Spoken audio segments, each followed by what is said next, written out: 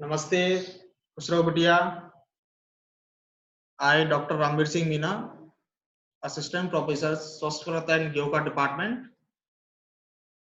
Faculty of Ayurvedic science, Jyoti Vidyapeeth, women institute, Jaipur. Today I will discuss universal immunization program. So now we focus on slide.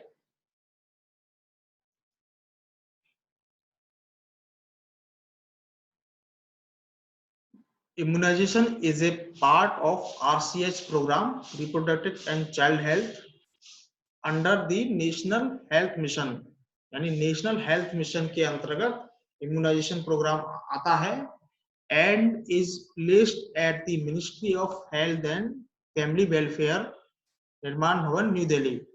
This division provides all the technical assistance required to undertake the activities under UIP, under Universal Immunization Program. The division reviews the state program implementation plans and facilities in its approval process as per norms and guidelines. The key role of this division include activities related to routine immunization, campaign such as polio, measles, campaign जो चलाएगा, supplementary immunisation activity कौन कौन सी, mainly polio, measles, जापानी encephalitis, monitoring adverse event following immunisation, vaccination and cold chain logistics, strategic communication related to immunisation programme and training related to immunisation programme. It facilitates the National Technical Advisory Group on Immunization to review the recommended its view on various technical and programmatic issues related to immunization, such as new vaccine introduction, etc. Evolution of the program. इस programme का कैसे evolution हुआ था दिन प्रतिदिन. तो सर्वप्रथम 1978 expanded programme of immunisation limited reach mostly urban, ज्यादातर ग्रामीण क्षेत्रों तक ही, सॉरी शहरी क्षेत्रों तक ही सीमित था. इन 1985 यूनिवर्सल इम्यूनाइजेशन प्रोग्राम, तो ये डेट आपको याद रखनी है कि the launching date of universal immunisation programme is कौन सी है, 1985. तो ये सन आपको याद रखना है, कई बार पूछते हैं इसको. नेशनल इम्यूनाइजेशन प्रोग्राम कब लॉन्च हुआ था? For reduction of mortality and morbidity due to 6 DPD vector borne disease जो थी, mainly indigenous vaccine production capacity enhanced, cold chain established, phased implementation, all district covered by 1989 to 1990, monitoring and evaluation system implemented. फिर उसके बाद 1986 में क्या हुआ, technology mission on immunisation technology विकसित की गई, इसमें थोड़ी monitoring under PMO and 20 point programme coverage in infant 0 to 12 monitor. 1992 में child survival and safe motherhood included both UIP and safe motherhood programme, दोनों को इंक्लूड किया गया इसमें, इम्यूनाइजेशन प्रोग्राम और मदरहुड प्रोग्राम को.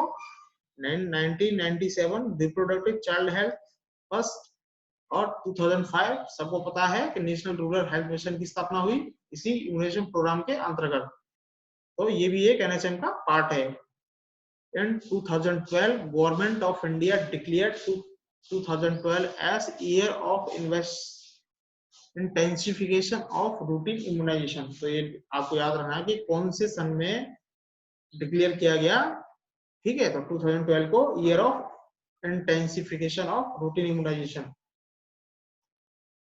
2013 India along with other Southeast Asia region declare commitment towards measles elimination and rubella, congenital rubella syndrome control by 2020.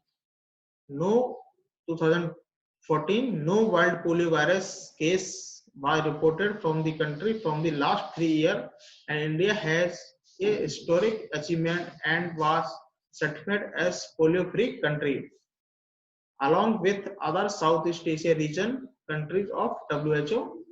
Vaccine under universal immunisation programme के अंदर कौन कौन से मेनली, पहला है इसमें बीसीजी वैक्सीन, इसका बैसिलस कालमेट ग्वेरिन। तो इसका कई बार ये नाम भी ऑब्जेक्टिव के जो कॉम्पिटिटिव एग्जाम होते हैं उसमें आ जाता है कि बीसीजी का फुल फॉर्म क्या है या बीसीजी का पूरा नाम क्या है। तो आपको याद रखना है ये बैसिलस कालमेट ग्वेरिन।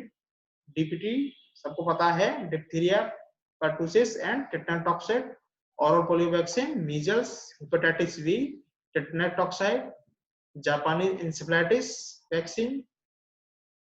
इस selected high disease burden district, ये कम जगह फैलता है या ऐसे सेलेक्टेड डिस्ट्रिक्ट सेलेक्ट किए गए हैं जहां पे इसके फैलने की संभावना रहती है, उसी जगह इसको लगाते हैं।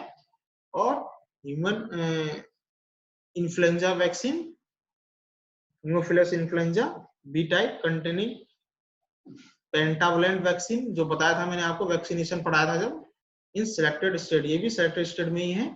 Disease protect by vaccine under universal immunisation programme, तो कौन कौन सी डिसीज को प्रोटेक्ट किया गया, diphtheria, pertussis, tetanus, polio, tuberculosis, measles, hepatitis, Japanese encephalitis, और इसको मेनली कहा गया ब्रेन फीवर और meningitis and pneumonia caused by haemophilus influenzae type B. Ministry of Health and Family Welfare, Government of India provides several vaccines to infants, children, and pregnant women through universal immunization program. In this process, person is made immune resistant to an infectious disease, typically by the administration of a vaccine. Example of vaccines such as BCG, oral polio vaccine, hepatitis B, rotavirus, PSV, MR, DPT booster, TT. This program main focus to aware people to take benefit provided by the government time to time, thus result healthy family make a healthy nation। तो ये कई प्रकार के जो organisation चलाए जा रहे हैं टीकाकरण से संबंधित, तो जन जागरूकता सबसे ज्यादा जरूरी है। ठीक है, तो जन जागरूकता के माध्यम से ये अगर टाइम पे ये वैक्सीन लग जाते हैं तो अपन इन डिसीज से अपन सुरक्षा पा सकते हैं, जो कि काफी बेनिफिशियली है हेल्थ पर्पज से देश के लिए। और इसके जो रेफरेंसेस है वो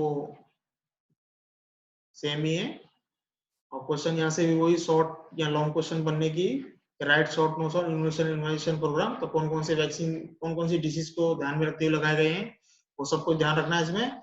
एक चीज और, इसमें आपको यूनिवर्सल इम्यूनाइजेशन प्रोग्राम में इनके साथ साथ जो मैंने टीकाकरण की जो लिस्ट बताई थी, वैक्सीनेशन पढ़ाया था तुम्हें पिछली कक्षाओं में कि कौन से वैक्सीन का कौन सी कितनी मात्रा है, कहाँ पे उसका रूट है।